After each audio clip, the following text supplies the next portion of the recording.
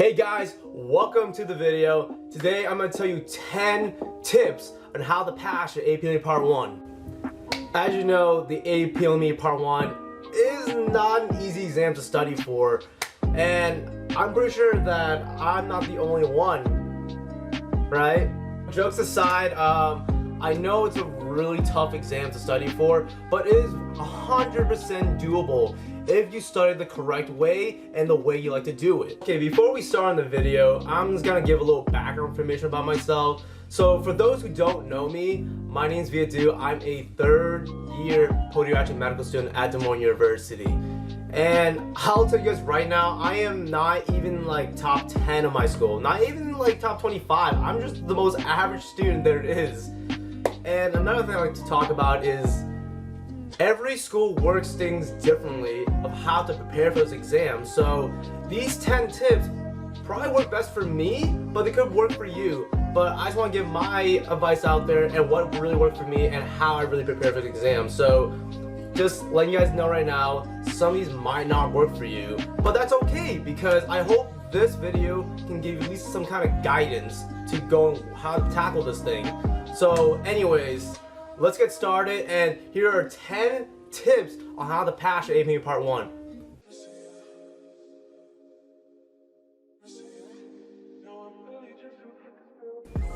Tip number 1, get your study schedule down.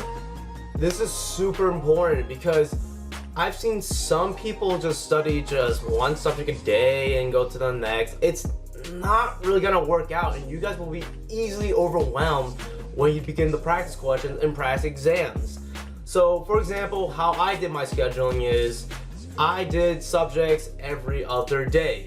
So for example, Monday is microbiology, pathology, and general anatomy, and the next day will be pharmacology, physiology, and biochemistry. And I kind of do every other day of those subjects. And I pretty much studied load them almost every single day, but I don't study like 4 hours of it. I study probably the max of 1 per day, because I know I'm pretty strong in that, so it could vary for all you guys. So if your strongest subject is physiology, you probably don't need to study that much physiology. So what I'm trying to say is get your study schedule down, and trust me, it'll be so much easier for you from now on. And again, you guys can set your schedule any way you want to do it. I started my studying around April-ish, mostly on the sketchy part, but that's another tip. So let's move on to tip number 2. Tip number 2 is know your exam. You're probably like, Viet, I already know my exam. I literally understood this exam months ago. Why would you tell me that as a tip? Well, the thing is, guys, it's really easy to kind of get lost and sidetracked when you're studying all different sorts of things, so you kind of miss the purpose of the exam. Look, this exam is not a recall exam, it's a recognition exam. You don't have to recall every single step of like glycolysis. You don't need to do that. You just need to recognize that you studied that and pick the best answer choice for it. And another thing is, guys, you don't need to study super detailed concepts all the time. So if you see a concept such as, let's say, heart physiology, right? You only need to know something like, what is heart rate? What is stroke volume? How does the blood flow into the heart, out of the heart? You don't need to study something like murmurs. That is way too detailed for the exam, and I probably got 1 question on that out of 205 questions. So don't stress too much about it. Just get the superficial information down, and you guys will be just fine. Another thing I like to mention is they are gonna throw out some questions. So there are 205 questions, of course, and they're gonna throw out about, I think, 50 trial questions. They're just gonna be just there, and a lot of people just get it wrong in general. So just don't stress about that. Make sure you just get the superficial information down. Tip number 3 is sketchy, and sketchy. Yep, that's right, sketchy. So if you guys don't know what sketchy is, I can't really describe it. You can just look it up somewhere, but it's extremely helpful for my part 1. I could answer almost every single microbiology and pharmacology question just based on Sketchy. And I only use Sketchy Micro and Sketchy Farm because I think those are just enough for those two subjects. I didn't get to Sketchy Phys or Sketchy Path because I think it's a little too much, but in my opinion, I think those two subjects are enough, Micro and Farm. And if I remember correctly, I used the Pepper deck, which is pretty much Anki. If you guys don't know what Anki is, yeah, I'll look that up too. But it's a good way to kind of reinforce that information you just learned from watching Sketchy videos or looking at the sketches, and it just keep you track almost every single day. Tip number 4 is practice exams and board vitals. Guys, you're gonna get burned out if you just study all day long and don't apply any information.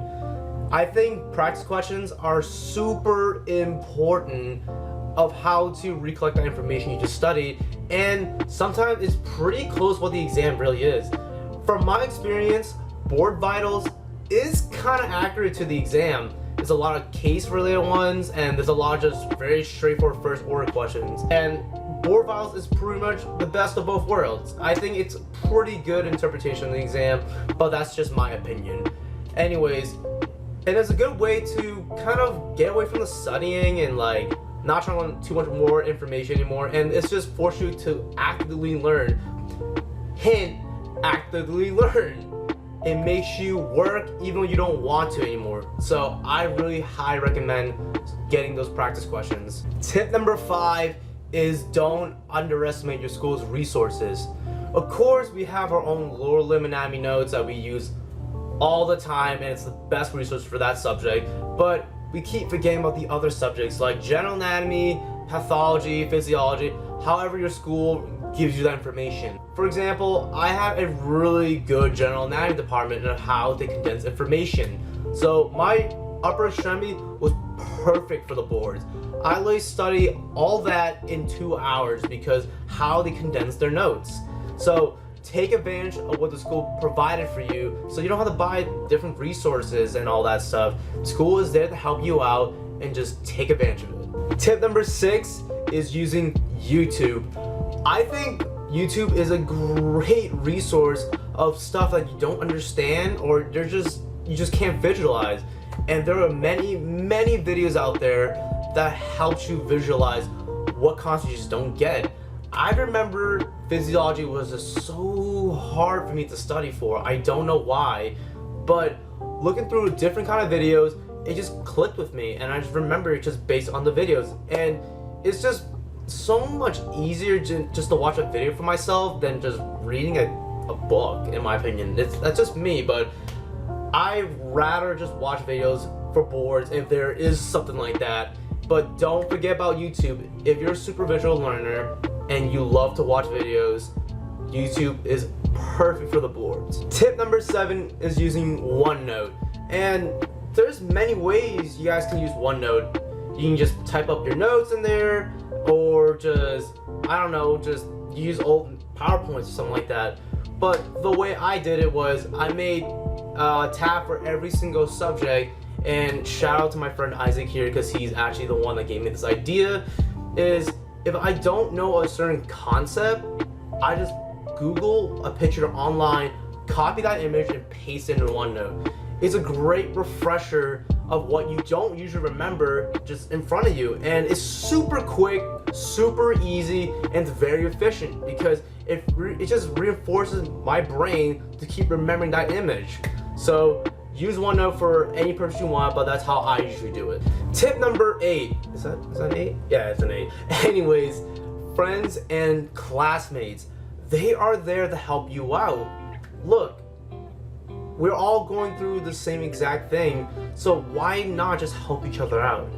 They're there just to reinforce some information that you already know, and make sure it sticks to your brain. And for example, if I don't know something, I'm just gonna ask my friends if they know it, and most of the time they do know it. So it's just a good way to grab a couple buddies and just study with each other, just kind of bounce back information that you just don't know, and you're giving them information that they don't know, aka we're all succeed. It's a humongous bubble, guys.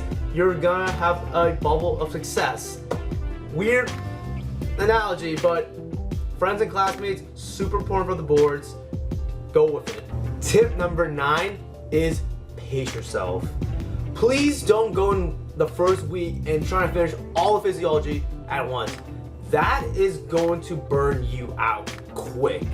Not only you just get tired of studying, you will forget the information that you learned from a couple days ago. It's not gonna work out.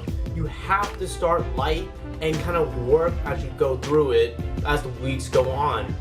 I was a victim of this, trying to study pathology, general anatomy, and microbiology all in 1 week. All of it. And that was horrible for me. Not only did I feel burnt out, but I just felt like I wasn't retaining anything because I was just so overwhelmed by this much information. I swear, guys, it's so beneficial just to start super light and just go deeper as you feel comfortable enough to go into the next subject. So in summary, guys, just start light in superficial information and goes deeper as time goes on. It's gonna be so much easier, more beneficial, and when you work those practice questions out, you're just gonna thank yourself like, wow, thank God I looked at that earlier than later. I remember just studying all detailed stuff and I'm getting the easy questions wrong when I was studying. It was just not good. And I realized I needed to start from step 1 again.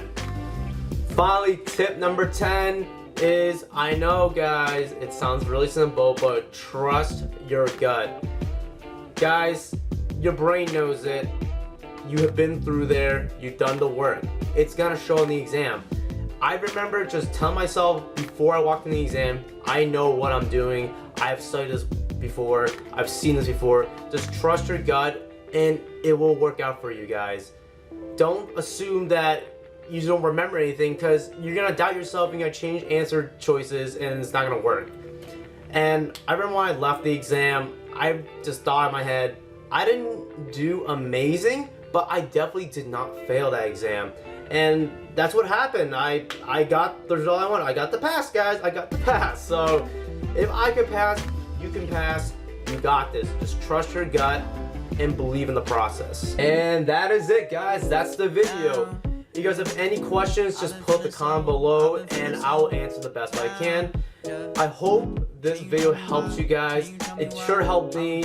And if you guys want more of these videos, just like and comment and I will definitely make more. And you guys got this. When the time comes, it will do well. Just believe in yourself, guys. That's it. And I will see you later.